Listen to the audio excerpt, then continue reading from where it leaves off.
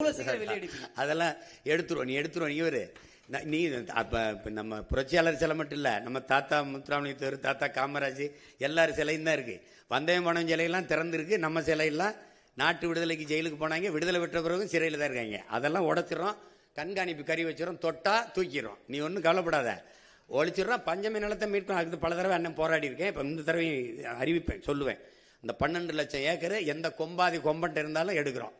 அதை நமக்கு பாரபட்சம் கிடையாது, வேண்டியவன் வேண்டாதவன் கிடையாது. ஏனெல்லாம் எனக்கு கொடுத்துரு. அதுக்கப்புறம் சாதி ஒழிப்பு தானே, அதுவே செத்து ஒளி. நீ கவலையே படாத. அதாவது நான் என்ன சொல்றேன்னா, சாதிக்கு கொலை செய்யாத, சாதியை கொலை செய். புரியுதா உனக்கு? நீ சாதி பார்த்து பழக மாட்டோம், சாதி பார்க்கிறவனோடு பழகவே மாட்டோம்ங்கிறத நம்ம கோட்பாடு. அது அந்த எண்ணமே வராத அளவிற்கு இந்த சமூகத்தை மாத்திருவேன். விளையாடணும், படிக்கணும், வேலை இது பண்ணணும். அப்ப இந்த சாதியை பற்றி சிந்திச்சுக்கிட்டு வெட்டி பேச்சு பேசி புறணி பேசிக்கிட்டு இந்த அடிக்கடி சரக்கு போட்டு மப்பில் நாங்கள்லாம் யார் தெரியுமா நீங்க வா, நீயே ஒரு அடிமை, நானும் ஒரு அடிமை, அதில் பெரிய அடிமை சின்ன அடிமை அதெல்லாம் கிடையாது. அது கொஞ்சம் கொஞ்சமாக மாறிடும். அது முன்னாடி நிற்கிறவன் பொறுப்பு. இப்போ நான் இருந்தேன்னு வச்சுக்கிறேங்க. இப்போ திருப்பரங்குன்றத்தில் என்ன விளக்கேற்றணும், அங்கே கந்திரி ஆக்கணும். சரி, நீங்கள் ஆக்குங்க, கூட வரேன். நீங்கள் விளக்கேற்றணும், வாங்க கூட வரேன். அவரவர் வழிபாடு அவரவருக்கு. உன் மதம் சிறந்தது வழிபாடு, என் மதம் சிறந்தது வழிவிடு. சண்டை இருக்கக்கூடாது, ஒன்றா இருக்கணும். சரியா? வேற என்ன? இங்கே என்னன்னா, இந்த சாதி மதம் இல்லாத இது ஒரே மண்ணாகணும், ஒரு தாய் மண்ணாகணும். இதுதான் நம்மளுடைய கோட்பாடு. அதனால அதை சரி பண்றேன், நீ கவலைப்படாம இரு. ஏற்கனவே ஆட்சி செஞ்சவங்க திமுக அதிமுக இரு கட்சியுமே ஒரே கட்சி தான், ஒரே கொட்டையில் உள்ள மட்டை தான் சொல்லியிருக்கீங்க. லஞ்சம் ஊழல் தான் முன்னேறாம இருக்குன்றீங்க. இப்ப ஏற்கனவே நடந்தவங்க அப்பா சித்தப்பா இவங்க அவங்க மேல நீங்க நடவடிக்கை எதுவும் எடுப்பீங்களா முதலமைச்சர் ஆனால்? எடுக்கணும்னு சொல்றீங்களா வேணாங்கிறீங்களா? இல்ல, அது மொத்தமாவே இதுக்கு ஒரு மாற்று நிர்வாகத்துக்கு கொண்டு வர்றதுனால இப்ப நானே சொல்றேன் பாருங்க, இந்த விமர்சன அரசியலை விட்டுட்டு ஆக்கப்பூர்வமான அரசியலுக்கு போகணும்னு.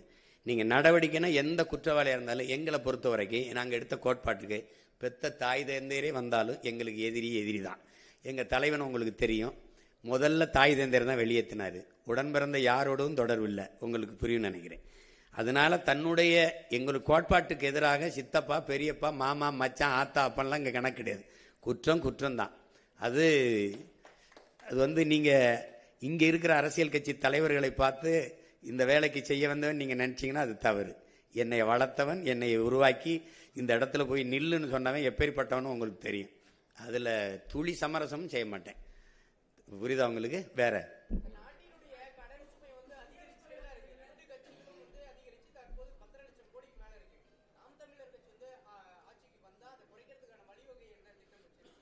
சிரிக்காத அண்ணன் சொல்றேன். கடன் வாங்கினவன் யாருன்னு கேட்பேன் அவங்ககிட்ட. அந்த முகேஷ், அந்த அனில் அம்பானி ஒருத்தர் இருந்தாப்புல 1 லட்சம் கோடி திவாலாயிருச்சுன்னு விட்டாப்புல. நான் தமிழ்நாடு அரசு திவாலாயிருச்சுன்னு ஒரு மஞ்சள் நோட்டீஸை விட்டுருவேன். புரியுதா? ஏன் என்கிட்ட கேட்பான், யோ நான் வாங்கினேனா, கையெழுத்து போட்டு வாங்கினவன், அவன் ஆளுகள்லாம் இருக்கு, நான் வேணா உனக்கு துணைக்கு ஆள் அனுப்புறேன், போய் வசூலிச்சுக்க. ஏன்னா அதனால என் நாட்டுக்கு மக்களுக்கு ஒன்றும் இல்லை. எவனை வாங்கி தின்ட்டு போனதுக்கு, அவன் இலவசமாக வாரி இறைச்சி வாக்க வாங்கி ஆட்சியை செஞ்சுட்டு போனதுக்கு நாம் ஆளை எல்லாம் செலவழிச்சுட்டு கடற்கரையில் படுத்துட்டாங்க. எனக்கு அது பேச்சு கிடையாது. இப்போ நான் வாங்கி கையெழுத்து போடுறதுக்கு நான் பொறுப்பு. நீ எவனை வாங்கி தின்னதுக்கு நான் என் மக்கள் காசை எடுத்து வட்டி கட்டிக்கிட்டு இருக்கிறதுக்கு என்கிட்ட கொடுத்தியா? நான் பொறுப்பு இல்லை. யார்கிட்ட கொடுத்த? ஆள் இல்லைன்னா அவங்க ஆளுக இருக்கு, சொந்த ஆளுக, பெத்த ஆளுக, அப்போ வாங்கி சாப்பிட்ட ஆளுக இருக்கு, அங்கே போய் வசூலிச்சுக்க.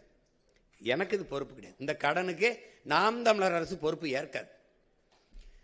ஆனால் நீ ஊதாரியா வாங்கி சீட்டாடி இது பண்ணி அவனுக்கு கொடுத்து இவனுக்கு கொடுத்து 5000 கொடுக்குறேன், 10,000 கொடுக்குறேன், அரிசி கொடுக்குறேன், பருப்பு கொடுக்குறேன், நான் கேட்டேனா உனக்கு?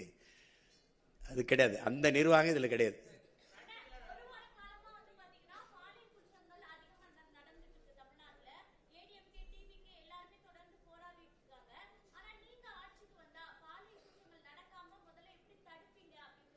நடக்காது. அது இங்க பாருங்க, இப்ப அண்ணன் சொல்றேன், என் மீனவனை சுட மாட்டான், கைது செய்ய மாட்டானா மாட்டான். உங்களுக்கு புரியுதுன்னு நினைக்கிறேன். அங்க உட்கார்ந்துருக்க ஆள் யாருன்னு பார்ப்பான். நீங்க என் பிள்ளைய தொட்டுட்டேன்னு வச்சுக்க, கொன்னுட்டேன்னு வச்சுக்க, எந்த கொம்பாதி கொம்பானாலும் தூக்கிட்டு இந்த பிள்ளைய அடக்கம் பண்றதுக்குள்ள அவனை கொன்னு புதைச்சிட்டு தான் அடக்கம் பண்ணுவேன். நிக்க வச்சு சொல்லி சுடுவேன். அவங்க பெற்றோர்கள் சொல்லுவேன், இப்படி ஒரு பிள்ளைய பெற்றதுக்கு நீ அழாத, நீ அவமானப்படாத. இவனை இந்த மாதிரி பிள்ளை பெற்றுக்கு தலை உணியணும். அப்படின்னு சொல்லிடுவேன். இவன் வந்து துயர் இந்த நாட்டுக்கு இழுக்கு வேணு. யாவது 2 பேரை போட்டேன்னு வச்சுக்க, தொற்றுவான்னு நினைக்கிறியா? பொம்பளை பிள்ளைய தான் தலைவணிஞ்சு போகணும்னு நினைக்கிறியா? வர்றவன்லாம் தலைவணிஞ்சு போவான். ஐயா யாரையும் கேலி பண்ணிடாதையா, தொலைச்சு பெறுவான். அவன் அந்த பயம் இருக்கணும்ல. என் தலைவன் எனக்கு கற்பிச்சது மரணம் ஒன்றுக்கு தான் இந்த மானோட சமூகம் பயப்படும்னு.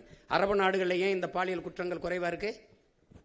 ஏன்னா கடும் சட்டம், பொது வெளியில தூக்கல போட்டுருவான். உங்களுக்கு புரியுதுன்னு நினைக்கிறேன். அதனால அந்த சேட்டையெல்லாம் இங்க செய்ய முடியாது. அது தானா நடக்கும் தங்கச்சி. நீங்க ஏன் கலவுறீங்க? நீங்க அண்ணன் வந்தவன நீங்க வாட்டுக்கு ராத்திரியில தனியா போங்க, எவனா தொட்டானான்னு பார்ப்போம். பாப்போம், நீங்க போங்க. என் தலைவன் அப்படி ஒரு நாட்டை கட்டி வச்சான் தங்கச்சி. தனியாக உந்தூர்லியில் ஒரு பெண் நள்ளிரவில் பயணம் பண்ணுவா, தனியா போவா, ஒரு பய தொட மாட்டான். என் மாநாட்டில் 6.5 லட்சம் பேர் கூடியிருக்கான். ஒரு தொல்லை, ஒரு பிள்ளைய தொட்டான், இடிச்சான், கேலி பண்ணா, ஏதாவது சொல்லு பார்ப்போம். ஏன்னா அது அது அது ஒரு ராணுவம். அது ஆட்சி செய்யும் போது அப்படியா அவன் தெரியும், உட்கார்ந்துட்டான் தொடம.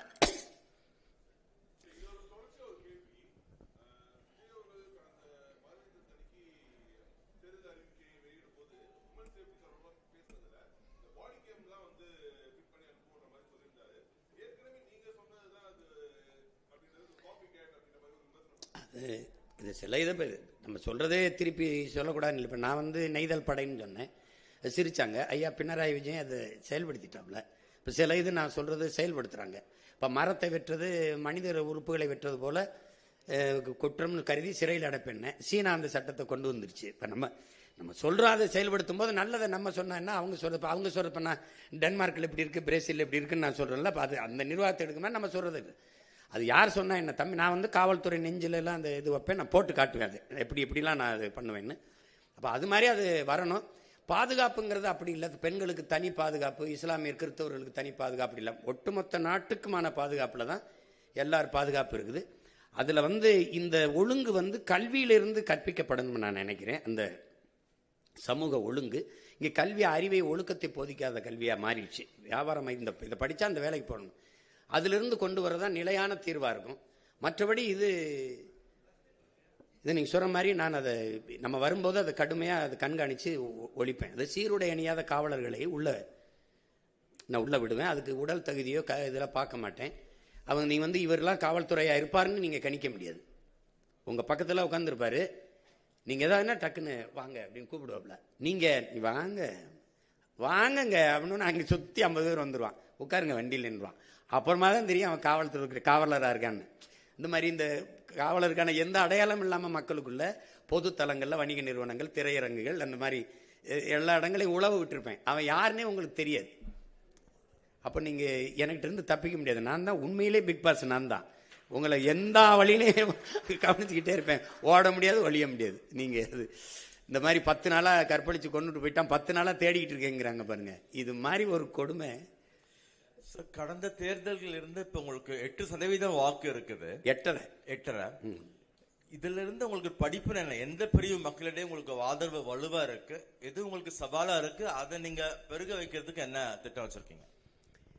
இல்ல குறிப்பிட்ட அப்படின்னு சொல்ல முடியாது. இப்ப சாதி மத உணர்ச்சிகளை கடந்து ஒரு திரை ரசிக மனப்பான்மையில இருந்து இப்ப இந்த சாராயம், பணம், இலவசம் இதெல்லாம் கடந்து ஒரு நல்ல அரசியல் வரணும், நல்ல ஆட்சி வரணும்னு நினைக்கிற மொழி இனப்பற்று கொண்ட காடு, மலை, ஆறு, அருவி, நிலம், வளம் இதெல்லாம் பாதுகாக்கப்படணும்.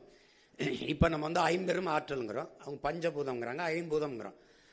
இந்த கடல், இந்த ஆகாயம், இந்த காற்று, இந்த மலை, இந்த நீர், மரம் இதெல்லாம் இல்லாத இந்த உயிரினங்கள் இல்லைன்னு ஒரு புரிதல் இருக்கிற ஒரு அறிவு சமூகம் அது என்னை ரொம்ப தேடும்.